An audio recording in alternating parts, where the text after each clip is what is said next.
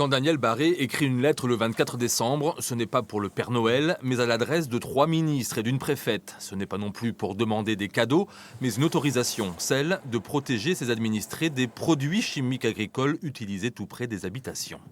Les molécules issues de l'industrie chimique et diffusées à l'air libre n'ont rien à faire au plus profond de nos poumons, au plus intime de nos organismes. Ces éléments concourent au fait que je ne retirerai pas l'arrêté que j'ai signé, arrêté destiné à protéger la population contre les produits chimiques destinés à tuer végétaux, insectes ou champignons.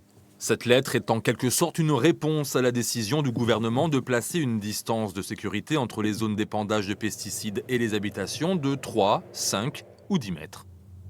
3 mètres, mais c'est une portée complètement symbolique de la part de l'État, mais ça confère quand même une certaine forme de cynisme, parce qu'en fait, en face, il y a vraiment des questions de santé publique. Et à Chizé, plusieurs habitations comme celle-ci sont placées en pleine bordure de champs.